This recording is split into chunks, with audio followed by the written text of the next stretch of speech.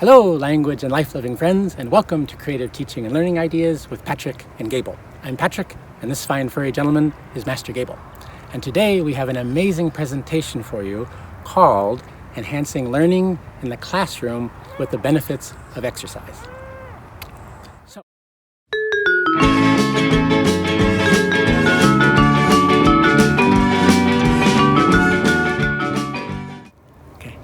So today we are truly honored to present this topic because it was nominated by Minnesota TESOL for the best of the TESOL affiliates, as it was voted the best session for their conference in 2019.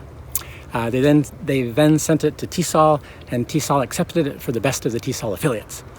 This is a great honor because there are usually only 7 or 8 yearly that get this award out of the 109 worldwide TESOL affiliates. Okay, so it's a huge honor and we're greatly humbled. So I'd like to sincerely thank Minnesota TESOL and TESOL for their support and enthusiasm. I'd also like to thank all those wonderful people who attended and enjoyed my talk at Minnesota TESOL in 2019. And most important, I want to thank my beautiful family for their love and support and energy. Thanks. So without further ado, let us begin. And as this is a presentation about exercise, let's start with a little activity now before we begin the main presentation. Okay? All right, so let's start with just little circles with both arms and gradually getting bigger and breathing in all the while. And then move your right leg slowly with little circles, then gradually bigger. And then switch to the left leg, little circles and gradually bigger. And then touch the ground, touch the sky, touch the flowers, touch the moon, touch the animals, touch the bird, and then switch. Touch the ground, touch the sky, touch the flowers, touch the moon, touch the animals and the birds, and inhale and release, and let's start. So I'd like to begin with a quote that shows the importance of learning and movement by John J. Rady. He says, quote, "Learning and memory evolved in concert with the motor functions that allowed our ancestors to track down food. So as far as our brains are concerned, if we're not moving, there's no real need to learn anything." Okay, so that last quote, if we're not moving, there's no real need to learn anything. So I want to stress today that exercise helps prepare the learner's brain. You can be the best teacher in the universe, have the best class prepared, but unless your students are at the point where they can take in that information, nothing's really going to matter. So I always say, make exercise right, make the brain bright. Okay? So another quote that I'll start the session with is from Rodolfo Yinas, and he says, "That which we call thinking is the evolutionary internalization of movement." That which we call thinking is the evolutionary internalization of movement. So again, there's this close tie between thinking and movement. Okay? So today's active agenda. Welcome, thanks, and exercise. We did that in the park. Next, we'll go over the problem and solution, the general benefits of exercise, which there could be a whole realm, but I'm just going to focus on about 9 of those. And then we'll look at neurotransmitters and something called BDNF. We'll look at 3 case studies, and then I will give you some exercises for pre-class and during class. And then I'll offer you an academic activity that kind of ties this all together.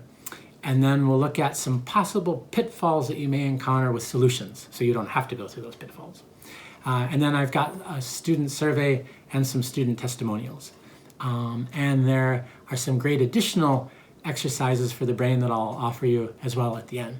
As this is a recorded session, I've got Q&A there.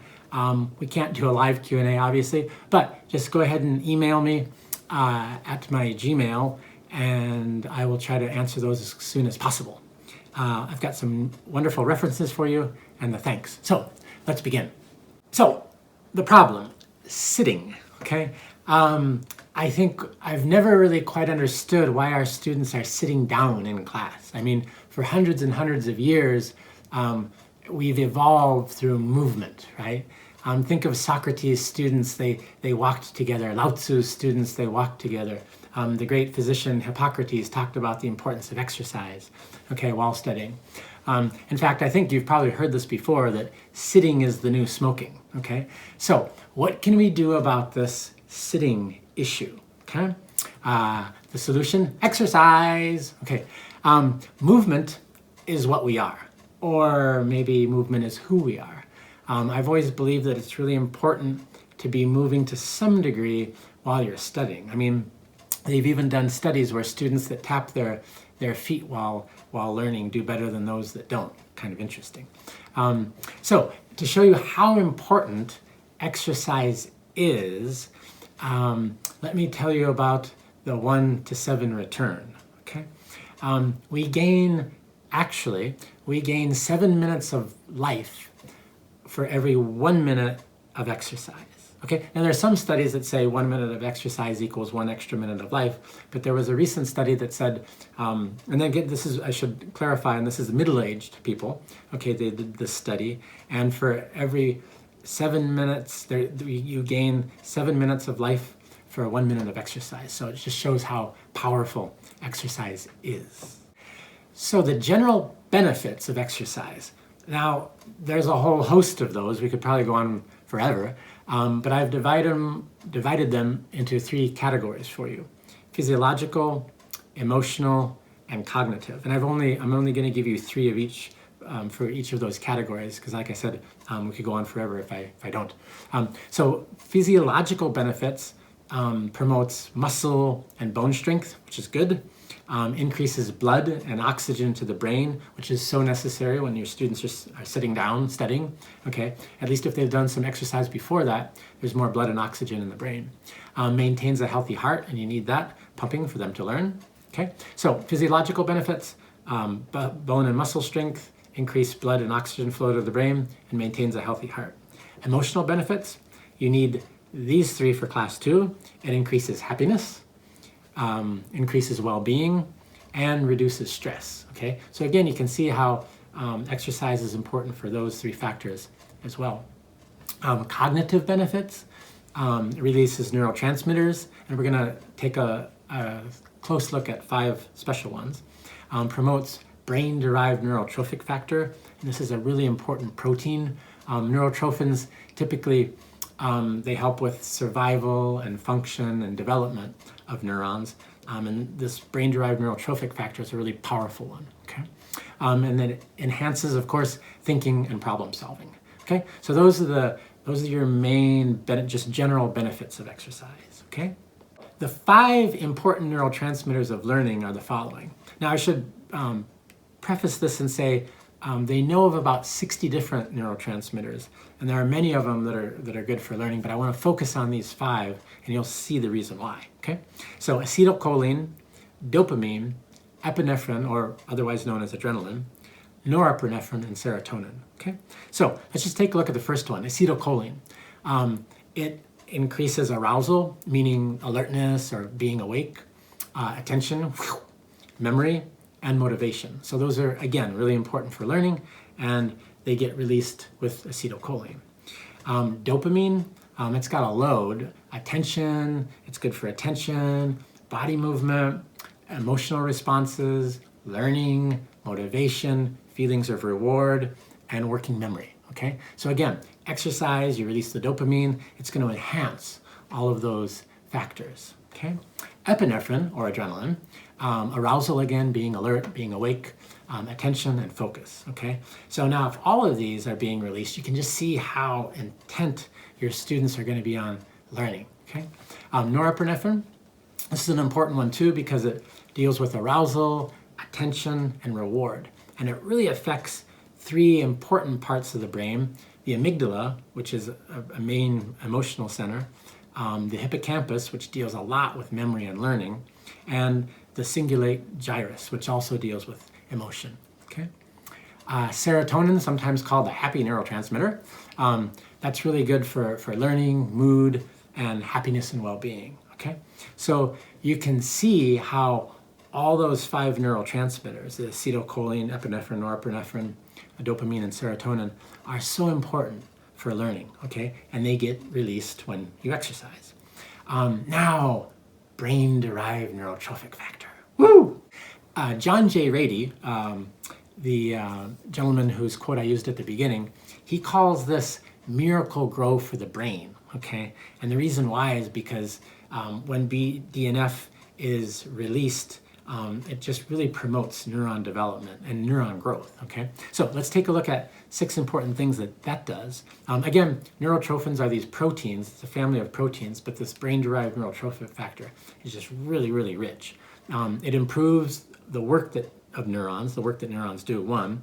2, it encourages neurogenesis, which is the birth and growth of new neurons. They used to think that after a certain age, the neurons you had is all that you're going to have for the rest of your life. But now they've realized that you can create new neurons, little baby neurons, at the age of 90 or 100 if you live that long as you're exercising and doing other things, okay? And then another interesting thing is it creates more BDNF. So the BDNF itself can promote more BDNF.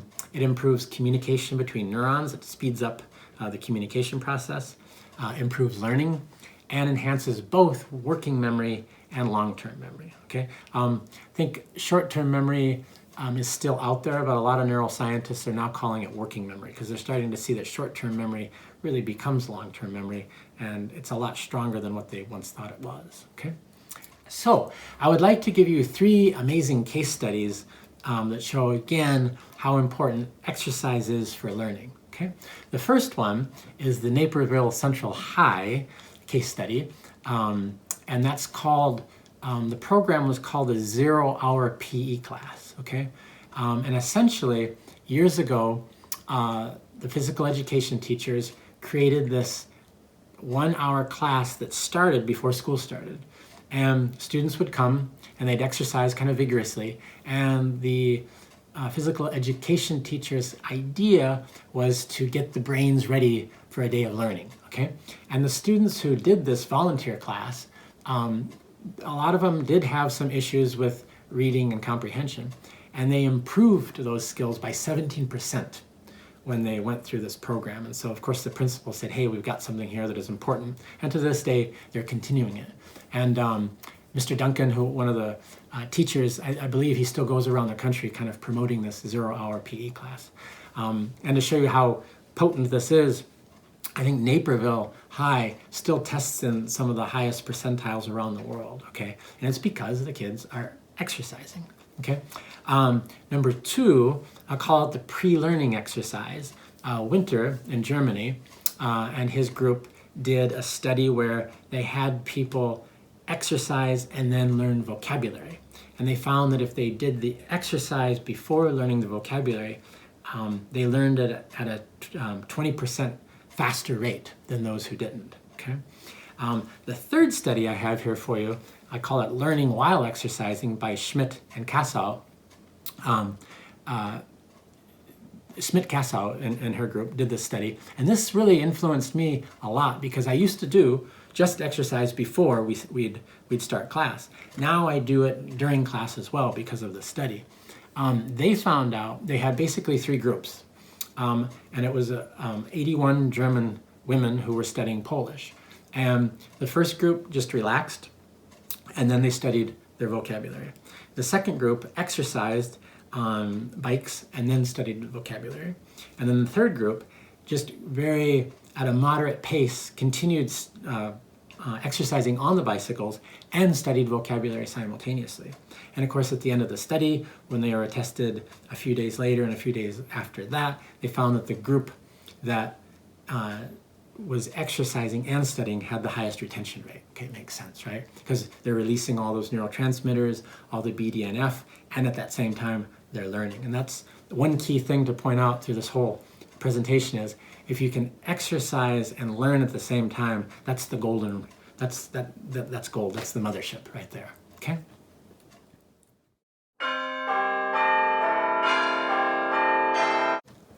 So, quiz time! Woo! Pop quiz time. Bet you didn't know this was coming. So this is going to be a true and false. So I'll give you a statement and you tell me if it's true or false, okay? Number 1, there are no benefits to exercising before class. False. False. Whoa, I got a student here to help out. Yes, that's right, false, of course. Good. Number 2, exercise does not promote neurogenesis. True or false? False. False. Good. Okay. It does promote neurogenesis, as we saw with the BDNF. Okay. Number 3, 2 to 3 minutes of exercise is essentially a waste of time. False. False. Good. Yeah. Just a little bit goes a long way. Okay. Number 4, exercise can increase student motivation to learn. True. Good. Exactly. Okay. And that motivation goes a long way as well. Now let's go back outside and do some exercises. Okay. I'm going to give you the pre and during class exercises.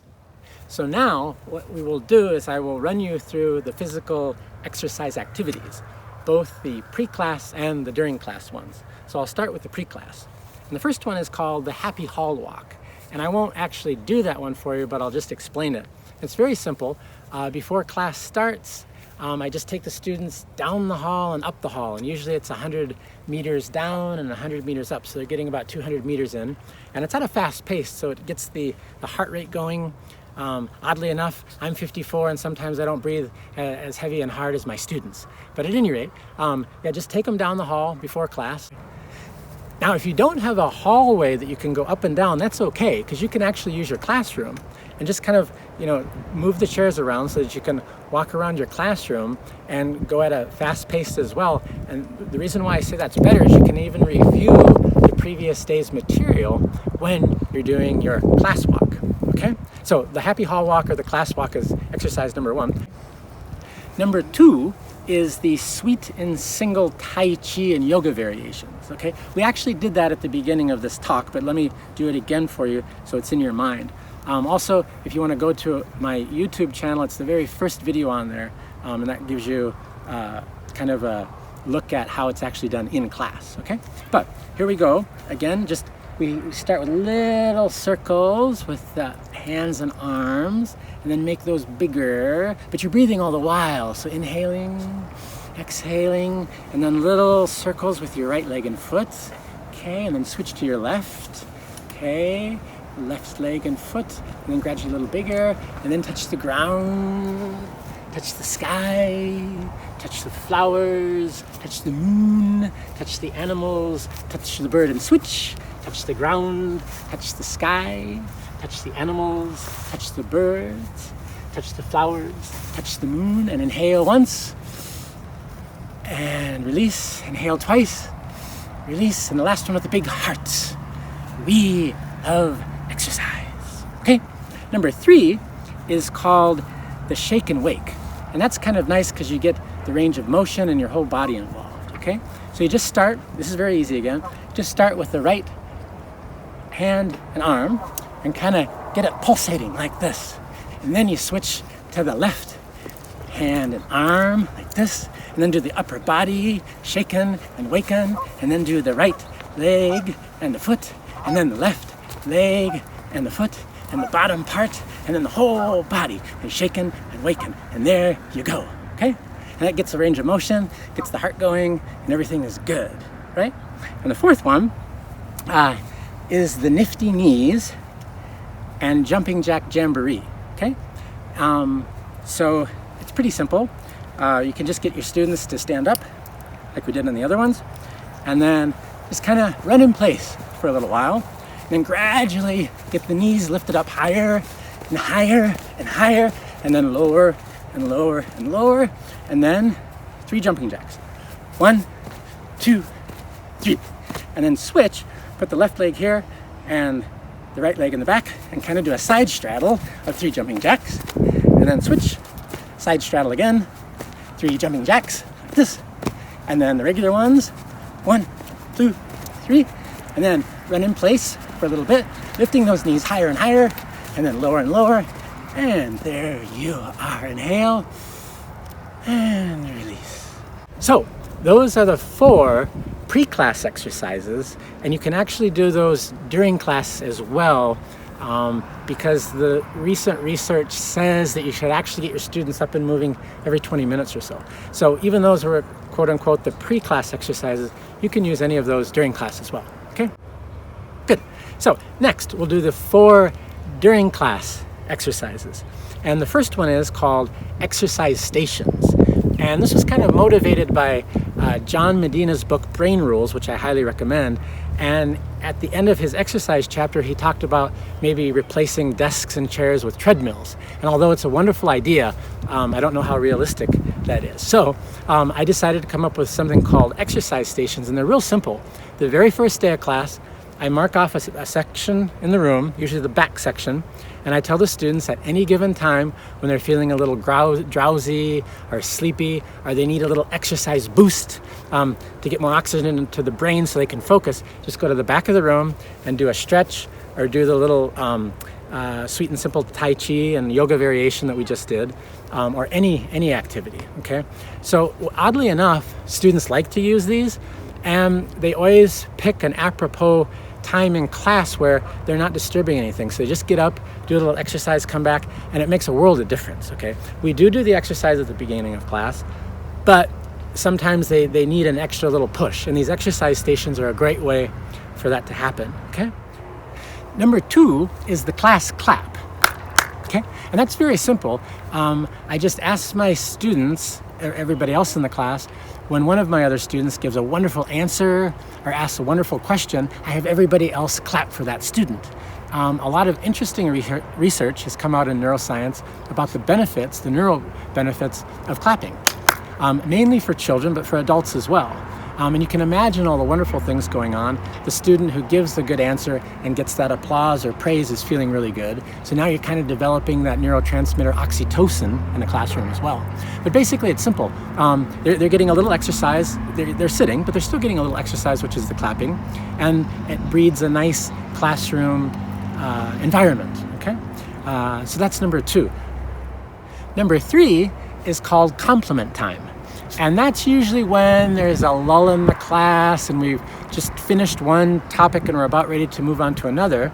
And I call it compliment time because I have all my students stand up, okay, and find 2 or 3 classmates and just walk up to them and give them a compliment. Oh, I like the color of your shoes today, or I like what you've done with your hair. Okay, so it's just a nice little compliment, makes everybody in the class feel wonderful, and they're getting a little exercise. And again, this can only, if you want, you can just take a quick 30 seconds or even a minute out of your class time, okay?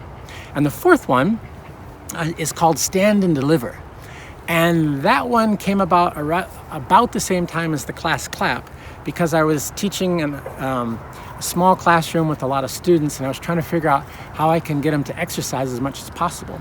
So I just did the old school method of when they would answer or ask a question, I had them stand up and then ask the question or answer the question and then sit down. Okay, as I said, there were a lot of students in the class, so not everybody got a chance to do that, but a lot of them did. And in the beginning, there was a little hesitation, but as the semester went on, they really liked it, and I've used it since then, okay? So just standing up and delivering, basically. So those are our 4 during class exercises. And let me reiterate one more time real quickly that the pre-class exercises that we did at the beginning, you can implement those during class as well, because as I said, according to Jensen, 2008, you should be moving about every 20 minutes to keep that brain involved and exercised. Hello again. Okay, so now comes an academic activity, okay?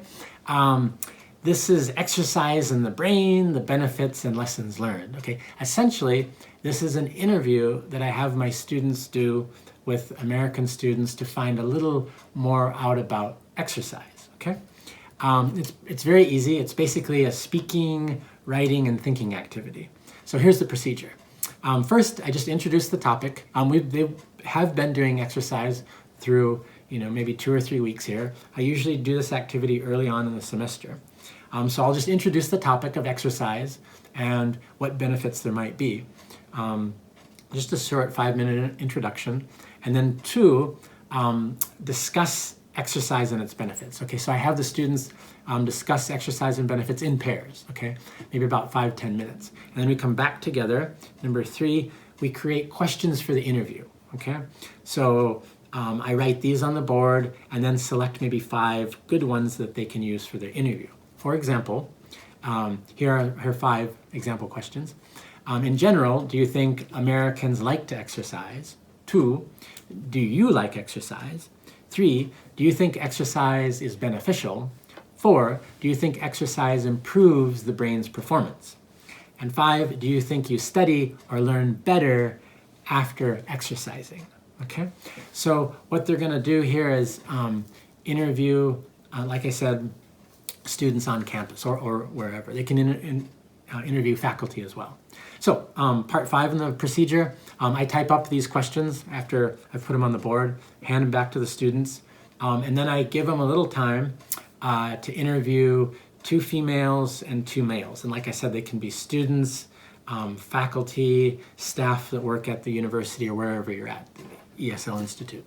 And then 7, they come back a few days later and we discuss the interview results, okay? And those are usually pretty lively and it adds more credence to what I'm trying to do in class because most of the time they see that, yeah, the students are exercising, they do feel it's important.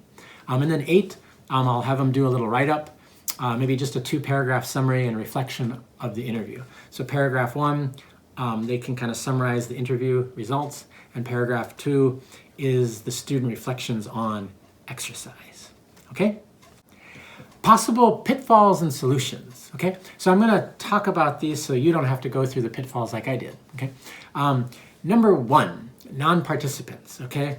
What happens if you have a student who just says, hey, I'm not going to exercise, that's not for me, that's not my cup of tea, that's not my bag of gummy bears, okay?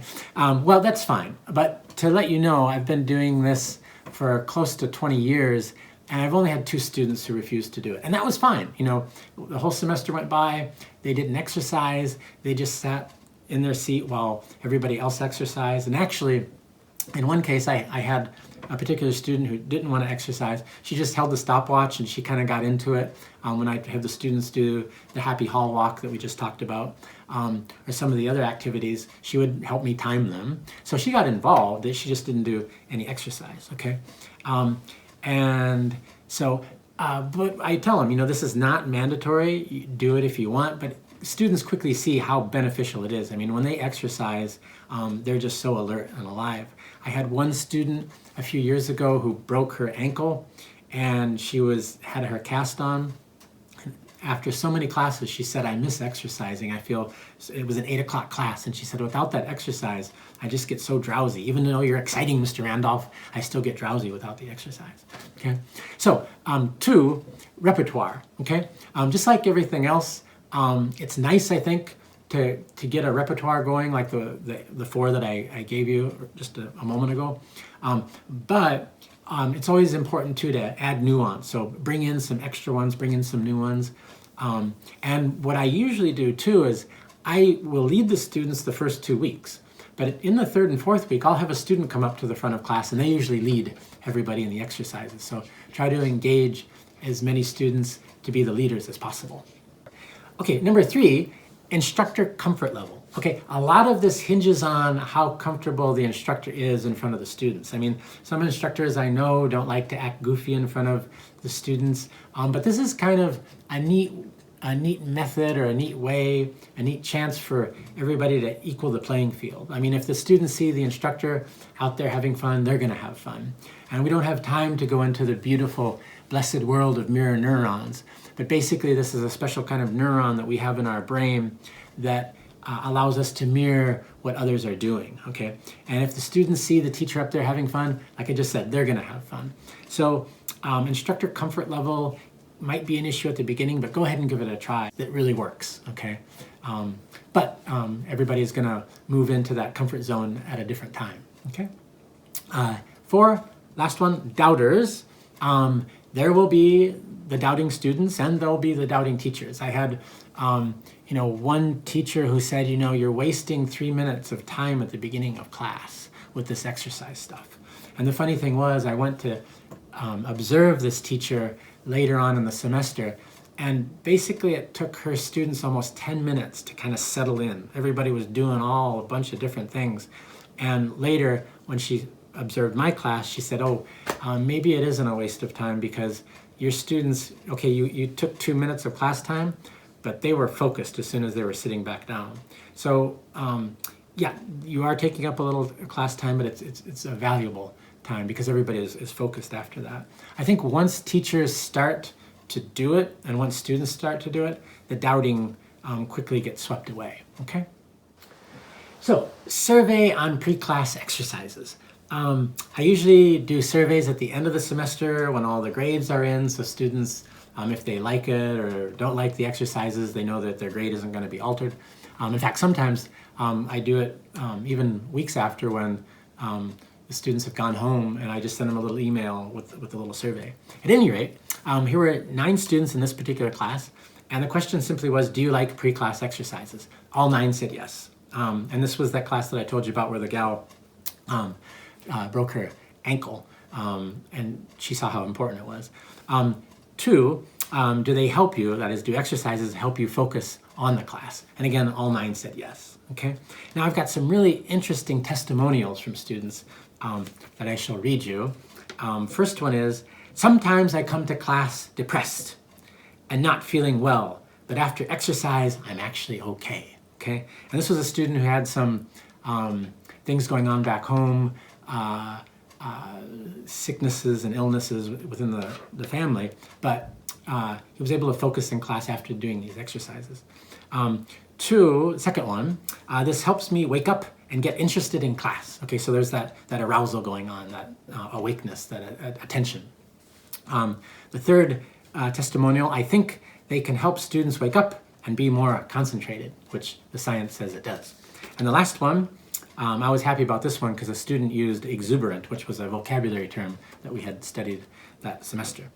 After doing pre-class exercises, I personally feel in a good mood to listen to the class, and it makes the feeling of exuberant energy and keeps me away from drowsiness, okay?